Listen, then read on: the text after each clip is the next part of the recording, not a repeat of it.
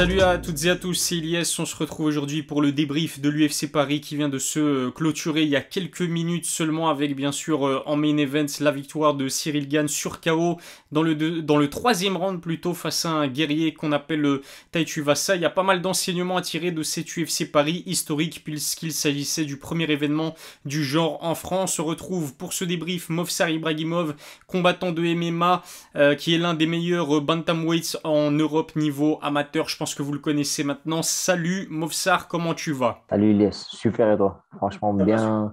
bien éveillé avec ce UFC qui vient de se terminer. Ah ouais, franchement là je suis encore bien réveillé. On a eu quand même droit à pas mal d'émotions lors de cet UFC Paris. On va bien évidemment commencer par débriefer le main event encore qui opposait Cyril Gane à Tai Tuivasa. Et finalement, eh bien c'est Bon Gamin, le français, qui s'est imposé dans le troisième round sur KO. Il a quand même souffert sur ce combat, Movsar.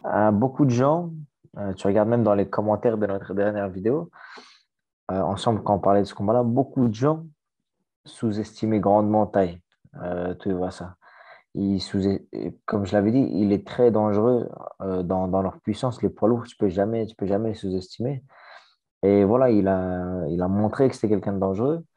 Mais Cyril a su bien gérer ça. Il a su, comme l'a montré le résultat, bien s'en tirer. Pourquoi est-ce qu'on dit que Tai Tuivasa, ben, il s'est montré dangereux? Parce que si vous avez suivi le combat, vous doutez de quoi on parle. On parle bien sûr du knockdown que l'Australien a infligé à Cyril Gane donc dans la deuxième reprise. C'est d'ailleurs, soit dit en passant, la première fois que Cyril mange le sol, encaisse un knockdown dans toute sa carrière et forcément aussi à l'UFC. Moi, personnellement, je vais pas te mentir, Movsar, j'ai vraiment été surpris parce que Cyril dominait largement les débats. Mais tu vois, c'est ça que je te disais avec les poids lourds.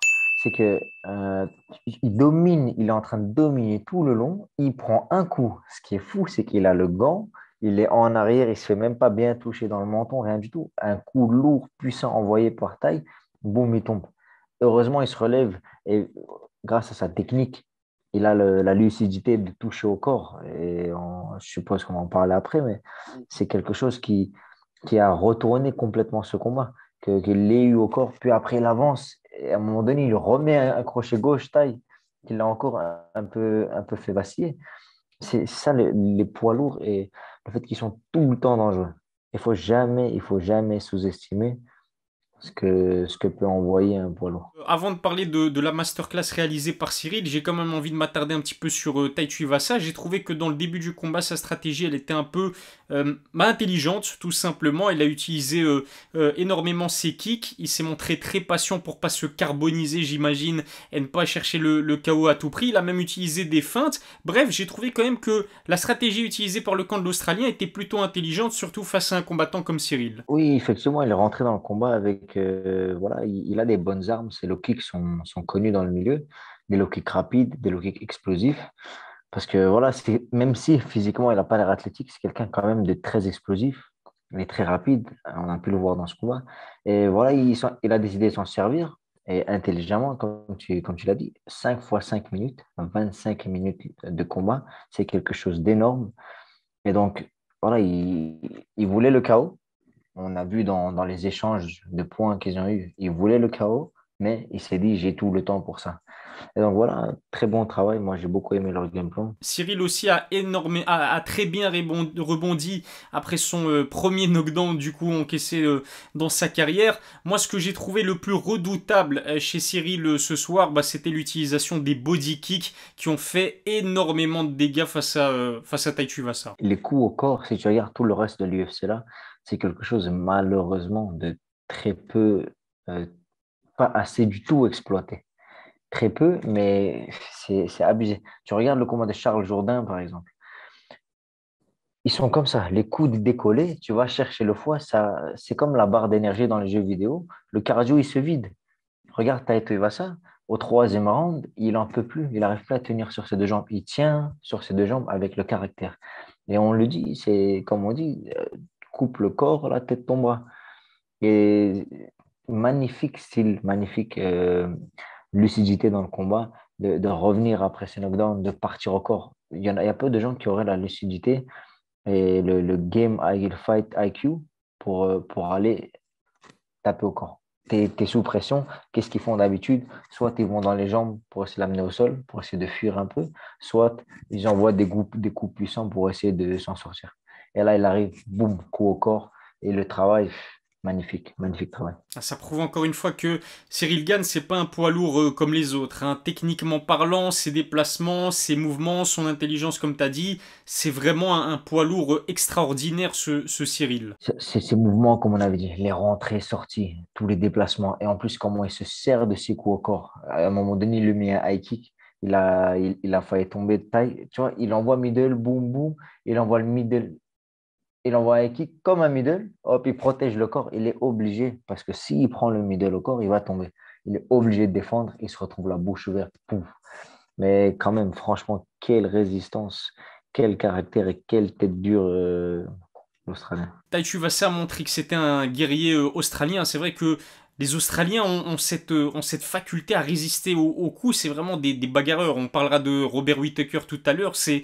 T'as l'impression que c'est vraiment des êtres humains qui sont faits pour le combat. Par contre, Movsar, l'enseignement sur ce combat, on savait que Tai Tuivasa c'était un dur à cuire, mais on savait pas que Cyril Gane avait cette âme de guerrier, parce que, encore une fois, arriver à rebondir, arriver à décrocher la victoire sur KO après avoir encaissé un knockdown de la part d'un knockout artiste comme Tai Tuivasa, faut avoir un sacré mental. Non, c'est sûr.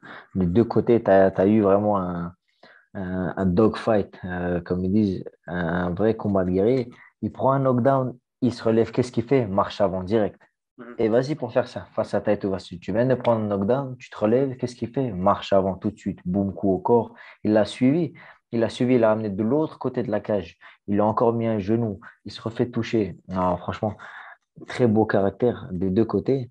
Et franchement, beau combat. Une grosse palette technique, en tout cas, Cyril, vraiment, c'est fou. Et c'est vrai qu'on le voyait sur le visage de Tai Tuivasa, malgré le guerrier que c'est, que ça faisait très mal. Donc c'est complètement fou de le voir tomber uniquement dans le troisième round, parce que dès le début du combat, il s'est mangé énormément de kicks et de coups au corps. La douleur, elle est tellement forte que ton système nerveux, il déconnecte. C'est comme un chaos. Ton corps, il te dit maintenant, t'arrêtes.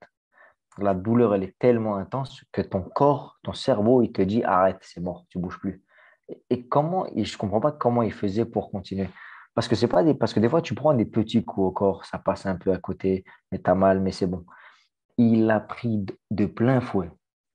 Et il en a pris une dizaine, quinzaine, combien il en a mis. Franchement, comment est-ce que j'ai l'impression qu'il bloquait ses pieds. Tu vois que tu bloques les articulations pour pas tomber, alors que ses pieds, en vrai, ils tenaient plus. Franchement, très, très fort, très, très fort. Qui plus est, du côté de Cyril, c'est vrai qu'on le sait, c'est un combattant qui réussit stylistiquement parlant face au gros puncher, mais j'ai quand même envie de dire qu'il revenait à peine d'une défaite face à Francis Ngannou lors de son title shot, première défaite de sa carrière, et puis il évoluait ce soir pour la première fois de sa carrière chez lui en France lors d'un combat UFC. Il avait quand même énormément de pression sur les épaules. Je sais pas ce que t'en penses, Mofsar, mais j'ai d'ailleurs senti une sorte de libération à la suite de sa victoire sur KO. On l'a vu marcher comme ça dans l'octogone et regarder un petit peu le public. J'ai vraiment senti que il avait énormément de pression sur ce combat et il voulait absolument décrocher la victoire sur un finish. C'est sûr, même si tu es devant ta ville, tu es devant ton pays, tout le monde te regarde, c'est sûr et certain, tu es le main event. C'est un peu lui qui a ramené l'UFC là. La pression, c'est sûr et certain qu'il a. Et qu'est-ce qu'il veut? Il veut faire un gros finish. Tout le monde va en parler de ce KO-là. Ça y est, Cyril Gane, c'est une superstar maintenant. Il l'était déjà, mais là encore plus. Tout le monde va le connaître en France parce que le MMA, à la base, c'est pas tellement connu. Et là, il ramène la plus grosse organisation. Donc, bien sûr, il a de la pression. Et il a fait ça, il a bien fait ça. KO, troisième round, il nous fait un beau show. Il tombe, il revient.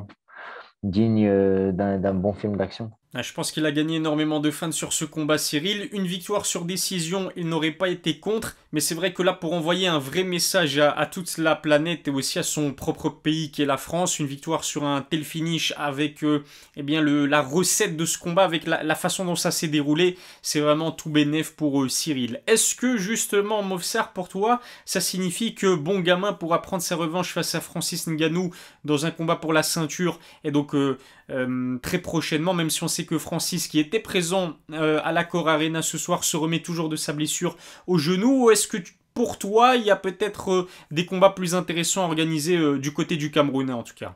Je dirais que si tu es vraiment équitable avec les autres catégories, il devrait d'abord faire encore une victoire, par exemple avec Curtis Blades, comme on avait dit la dernière fois, qui vient de gagner contre Aspinall. Et donc, il pourrait, normalement, il devrait, parce que Whittaker, voilà, il repasse par plein de victoires, comme on avait dit Max Holloway, il repasse par plein de victoires avant d'avoir un title shot, avant d'avoir un combat pour la ceinture. Donc, normalement, oui, mais là, tu regardes à la fin quand il parlait avec le commentateur, il parlait avec Michael Bisping, il a dit, je veux la ceinture, je veux rien d'autre, je veux la ceinture. Et donc, imagine maintenant, il vient de gagner sur un UFC Fight Night qui a été sold out en quelques minutes. Imagine maintenant, il ramène un UFC numéroté avec des combats pour des ceintures. Main event, tu mets Gann contre Ngannou. Tu peux durement faire un meilleur drama. J'aimerais qu'on parle cette fois-ci de Nassourdine Imavov qui combattait contre Joaquin Buckley. Nassourdine Imavov qui est dans le top 15 de la catégorie des poids moyens, ce qui n'est pas le cas de Joaquin Buckley. Nassourdine a quand même accepté d'affronter cet adversaire-là pour être présent à l'UFC Paris. Je vais pas te mentir, Movsar, c'était le combat qui me hypait le plus et honnêtement, je n'ai pas été déçu. Qu'est-ce que tu en as pensé? C'était un très beau combat. Moi, j'avais pronostiqué, quand on avait parlé la dernière fois, j'avais pronostiqué vraiment une grosse domination de A à Z par un Nassourdine. Euh, c'est ce qu'il a fait, mais dans les deux premiers rounds, premier et deuxième, moi j'ai trouvé qu'il a vraiment été au-dessus. Et troisième, par contre, il a fatigué face à la marche avant de Joaquin. Et moi, c'est ça que j'ai trouvé vraiment impressionnant, c'est la préparation physique des Américains. Ce cardio, tout le temps marche avant, tout le temps des coups puissants. Chaque coup qu'il envoie, c'est une bombe. Il envoie chacun de ses coups, c'est des bombes. Il envoie des takedowns, il t'amène au sol. Enfin, il l'a pas amené au sol, mais il a essayé tellement de fois. Et c'est des choses qui demandent tellement d'énergie que moi, quand je le voyais premier, deuxième round rater tous ces takedowns, je me suis dit, mais au troisième, il va être séché. Ouais. Et tu vois qu'en fait, face à la marche avant, c'est Nassourdine au final qui a le plus de mal au niveau du cardio. Donc, techniquement, très beau combat, grosse gestion. Et comme on l'avait dit, Nassourdine est vraiment gigantesque dans cette catégorie. Il est énorme. On aurait dit qu'il y avait deux catégories entre deux. Je te propose cette fois-ci, Mofsar, de nous attarder sur le co-main event de cette UFC Paris qui opposait Robert Whittaker à Marvin Vettori. Victoire sur décision unanime de l'Australien Whittaker. Pour ma part, j'ai trouvé que c'était une véritable masterclass. Un coup d'œil de meurtrier et un coup d'avance sur Marvin Vettori, aussi bien offensivement que défensivement. Et je l'avais dit, je l'avais dit, c'est là que pour moi, Whittaker, dans cette catégorie-là, il se prend toujours à mur avec Adesanya, mais il est vraiment au-dessus de tous les autres. Et quelle gestion de la distance. Tu regardes à chaque fois le coup de Vettori, il s'arrête à 2 centimètres, à 1 centimètre de la tête de Whittaker. Boum, boum, il lui met des high kicks, il l'a sonné avec des high kicks à travers les gants pour te dire la puissance dans ses jambes. Donc voilà, Whittaker, trop fort, trop, trop fort. En termes de gestion de distance, en termes de timing, que ce soit dans les points, que ce soit dans les pieds. En tout cas, c'est une soirée parfaite pour les Français et la France. 5 combattants engagés, 5 victoires, notamment celle aussi dont on n'a pas parlé, mais de William Gomis, de Benoît Saint-Denis, de Faresiam. Benoît Saint-Denis, Faresiam qui m'ont vraiment convaincu. Non, franchement, et puis aussi au niveau de l'ambiance, moi je m'attendais pas à ce que ça soit une ambiance aussi folle, une ambiance aussi, comment dire, qui a tenu dans la durée et qui m'a un petit peu rappelé ce qu'on pouvait voir lors des UFC Londres, qui sont, je pense, la référence, en tout cas en Europe en termes d'ambiance. Qu'est-ce que tu en as pensé d'une manière générale de cette UFC Paris? On peut dire quand même que c'est un immense succès. Agréablement surpris. Superbe ambiance, superbe soirée pour la France. Comme tu l'as dit, c'est un 5-0. 5-0 pour la France, que des victoires, des belles performances, un KO de Saint-Denis, décision unanime pour Fares, décision majoritaire pour William Gomis dans un UFC, un premier combat à l'UFC, dans la main card. Donc, très, très grosse soirée pour les Français. Bravo au public français qui a vraiment assuré le spectacle et vraiment ils ont transcendé, j'ai envie de dire, les combattants français qui ont absolument tout donné, notamment Faresiam que j'avais pas vu aussi agressif depuis ses débuts à l'UFC et qui a montré un tout autre visage. Bravo à tous les combattants français engagés dans cette UFC Paris. Merci beaucoup Movsar, n'oubliez pas de lui donner beaucoup de force à Movsar. Je mettrai le lien vers son compte Instagram dans la description. Abonnez-vous en masse et puis dites-nous ce que vous avez pensé de cette UFC Paris dans les commentaires. Movsar, merci beaucoup d'avoir répondu à mes questions. Je te laisse te reposer. À la prochaine pour une nouvelle vidéo.